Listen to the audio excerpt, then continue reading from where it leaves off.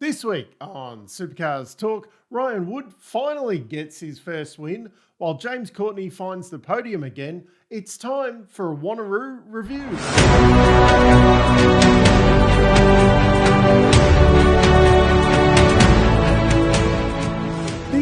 News this week is that Kyle Larson won't be making the trip out to Adelaide for a wildcard start in the Supercars Championship.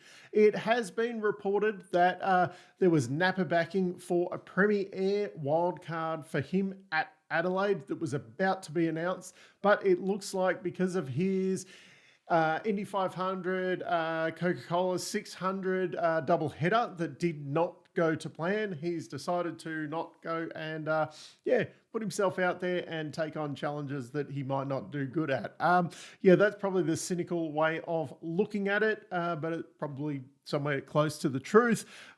Seeing as though the backing is there and there is a car and everything's kind of ready, there is the appetite for it to happen.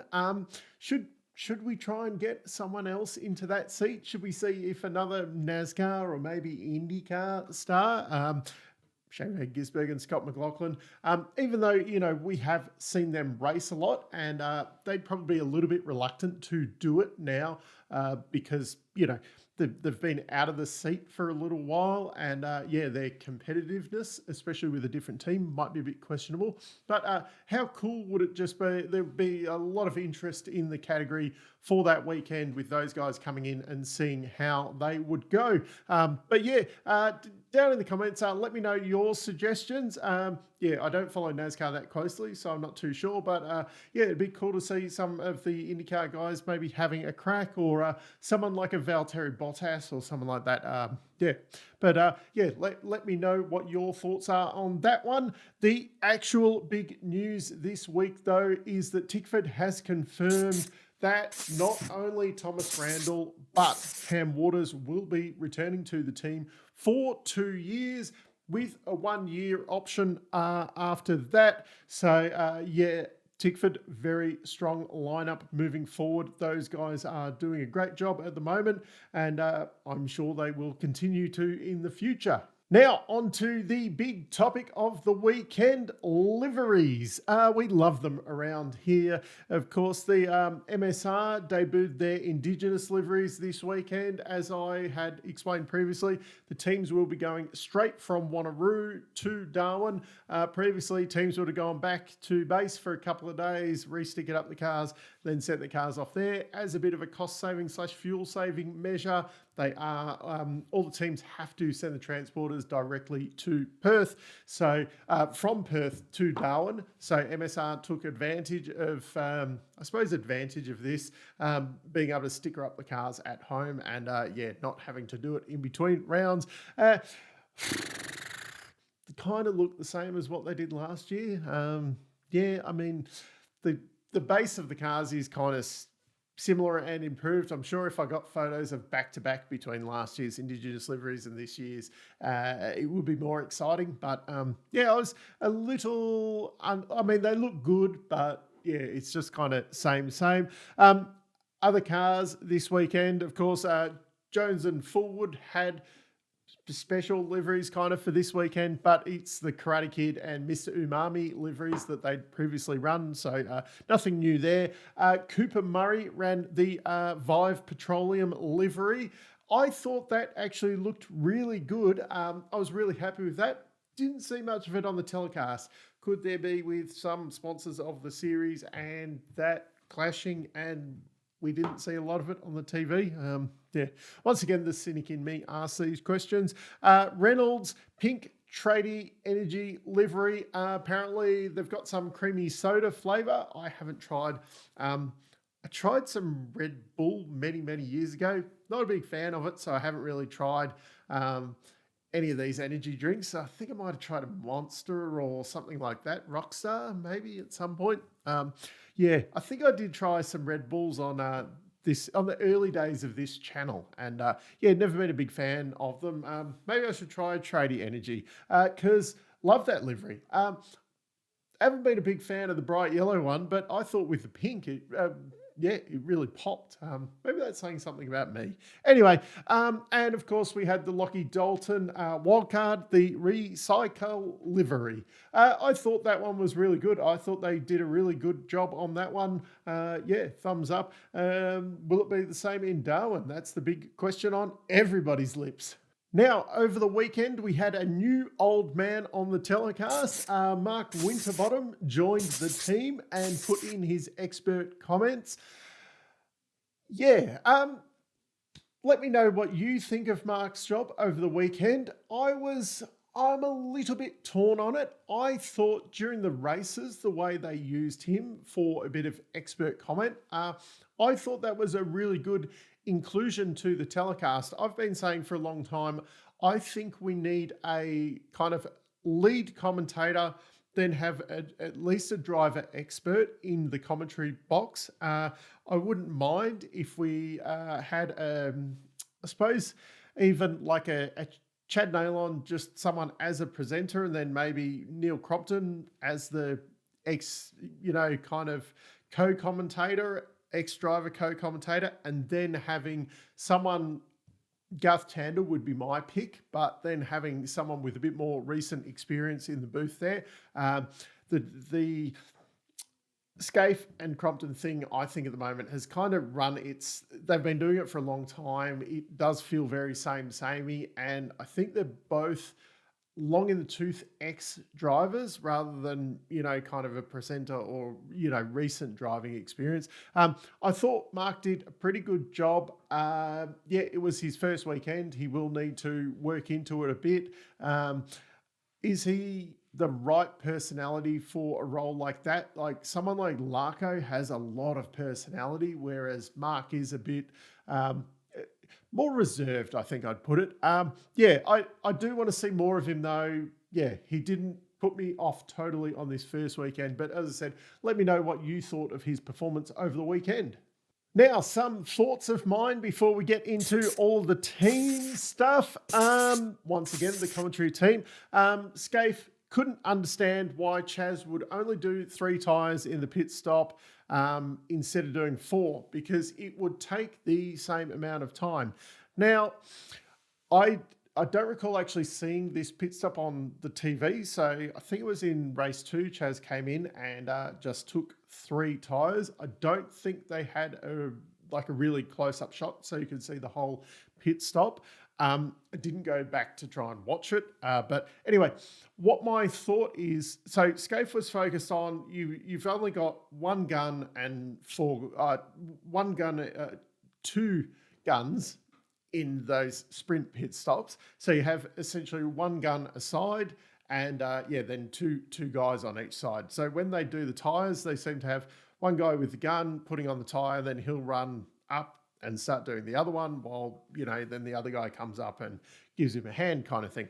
Now, if you change 3 tyres, so around Wanneroo, you've really got 1 really lazy tyre that does bugger all, We've all got that one relative that kind of, kicks back and doesn't do anything. Around Wanneroo, that is the front right-hand tyre on the car, does bugger all. He's got 1 job to do, and that's get around 1 corner. But anyway, so the logic on that would be if you've got, your 2 guns, so you have 1 guy on the, the back right-hand side, and then on the other side of the car, you have 3 guys. So you've got 1 that's got the gun, and then 1 guy for each of the tyres. So the gun does, the front tyre, jumps around to the back while there's another guy there waiting kind of thing.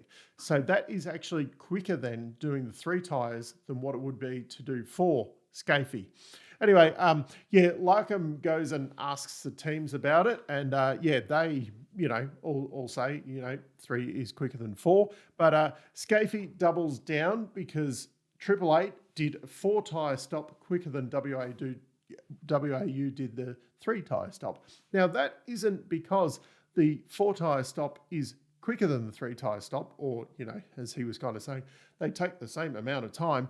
That's because Triple Eight does a much better job at pit stops than WAU. And I suppose an overall thing with this is a lot of the teams, they seem to be bleeding a lot of time in the pits. Okay, I'm not in there and doing that. But to me, that's one thing where you could be, saving multiple seconds, it seemed to be. Some of them, of course, if you get a cross-threaded wheel nut or, you don't put the fuel churn on properly and you bleed some time there, of course, that's not but just in your everyday run-of-the-mill pit stops, it seems that certain teams are consistently losing, 1, 2, 3 seconds compared to, Triple Eight seem to be pretty bang on all the time with their pit stops. And it is making a big difference in these races because the tiniest little thing is making the big difference now. Like, everyone is really close. So, yeah, I think the commentators sometimes need to understand a bit more what's going on. And also I think some of the teams need to work on practicing their pit stops. Now, kind of on this as well, Tickford, I think this was race 2 as well. They left Cam out. Now, I think off memory, Cam was leading and then, guys were undercutting him. And then they waited for 3 laps for Cam to come into the pits. Of course, he has fresher tyres. The idea is he goes out and passes the cars with fresher tyres. They did a really good job of this in Sydney where they left him out, but the offset wasn't big enough. They only left him for 3 laps. You either need to pull him in straight away to cut the threat of that undercut to get him, someone else pits, you've got to come straight back. And that was probably a situation they needed to do this weekend because they didn't seem to have that car speed advantage that they had back in at Sydney Motorsport Park. Or if you're going to go for that where you leave them out, so you got the tyre advantage at the end, you need more than a 3-lap offset. Like just having the 3-lap offset there wasn't enough. You needed to say leave him out for 10 laps so there was a big offset so he had the ability to pass cars. Because it was only 3 laps, by the time he caught up to the back of someone, he just got stuck behind him and nothing happened. Once again, another Tickford failure on the strategies. My other little point, once again, we saw the safety car. It was towards the end on Sunday. That was the first safety car for the weekend. But it seemed to go on for a few extra laps too many. I'm not sure what was going on, but why do we need these safety cars out for so long? And then they seem to do a few extra laps just for the hell of it. But the safety car did kind of liven up the back end of that race. So thank you for that one. Now, for my traditional rundown of the teams after a round, these will be short and sharp because I've got some stuff to do during this week and I'm going to get this out on the public holiday Monday morning for you. So we're recording late on the Sunday night now. While I ramble on and talk about short and sharp. Anyway, kicking it off, of course, we have Blanchard. No, we have the Wildcard of Lockie Dalton first. Lockie, really, really competent job all weekend. He was pretty good. Yes, he was last in the first 2 qualifying sessions of the weekend, but Sunday he was 18th in qualifying. Mark Winterbottom, his mentor, gave him a big fire up and told him, just brake later and get on the accelerator earlier. And 18th it was. He was racing around people. He didn't seem to piss anyone off. He didn't destroy the car. Did a really competent job. Now, granted, he did have a main game start last year as well, where Ryland Gray, who will be starting in Darwin in that same car, hasn't had a start in the main game yet, but it will be really interesting comparison, seeing how, the 2 of them go back to back. But good job, Lockie. Now, for the main teams, in last position in the teams championship, it's not Blanchards anymore. It's Erebus. 2 DNFs this weekend for Cooper Murray. Not great, but they didn't really have a heap of pace anyway. Last in the teams championship. It's not good. Jack LeBrock had his door falling off in Sunday's race, and 2 DNFs for Murray. Not good. Now for the Blanchards. Well, they're not last anymore. I can't believe they locked out the back row only 2 rounds ago, and they were quite competent all weekend. They were okay, they weren't setting the world on fire, but they weren't just fighting in the back. They were actually fighting with teams, not just, kind of themselves at the back. It'll be interesting in Darwin to see how much it was, kind of Walkinshaw and Andretti setup sheets that they got for this weekend, whether that's just giving them, a false kind of jump up the field, and then it'll revert back to the norm in Darwin when, WAU aren't quite as competitive. But yeah, Courtney on the podium too. Granted, okay, the safety car really, really helped that situation.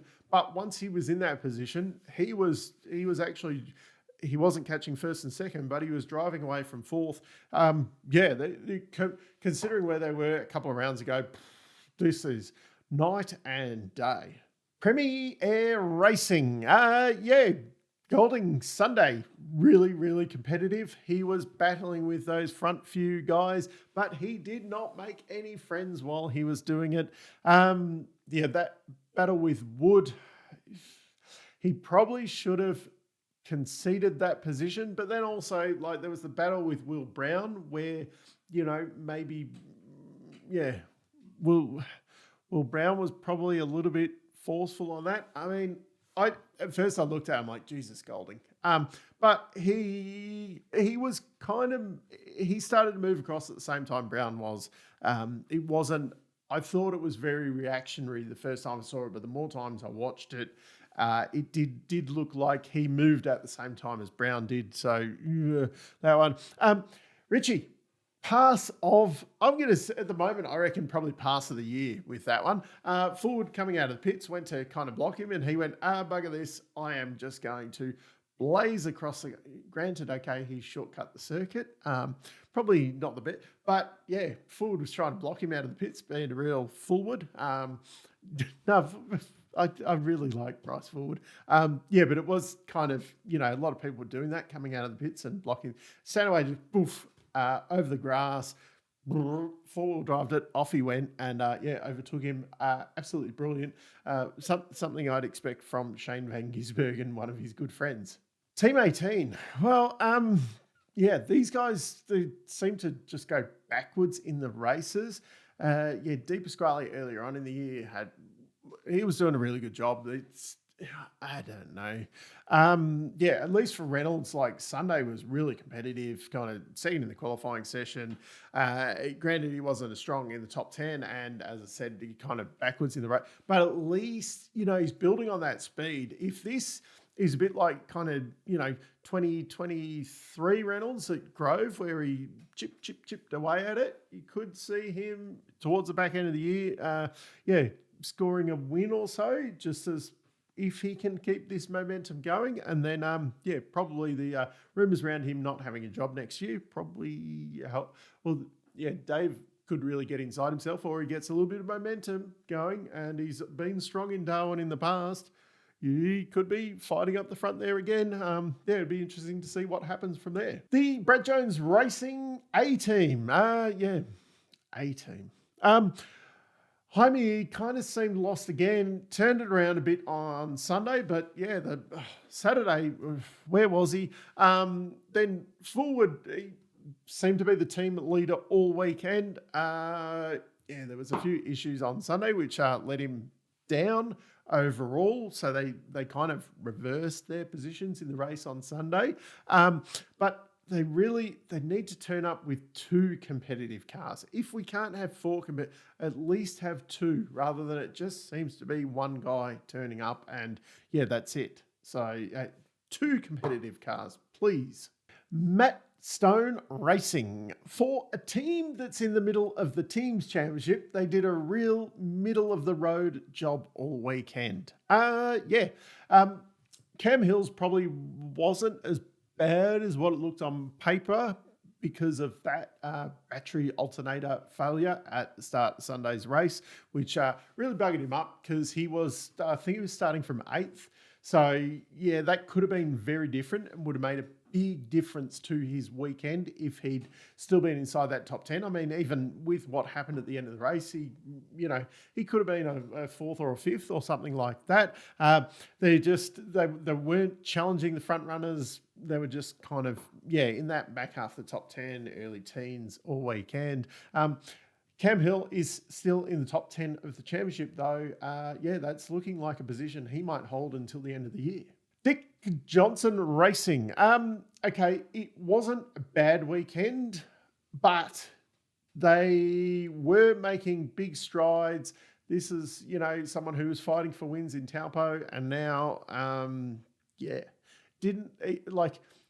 Brody's results weren't bad all weekend, but it never looked like he was going to even challenge for a podium. They were just kind of that fifth to the back half of the top 10 kind of results. Davo didn't seem competitive with his new car at all.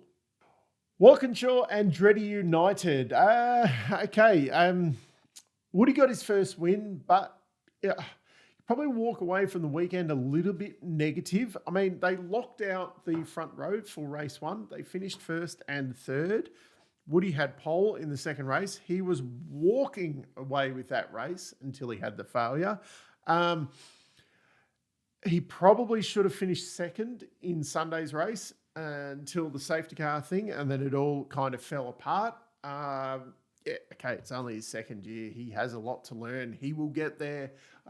He's really, really been impressing this year. He's now inside the top 10 of the championship.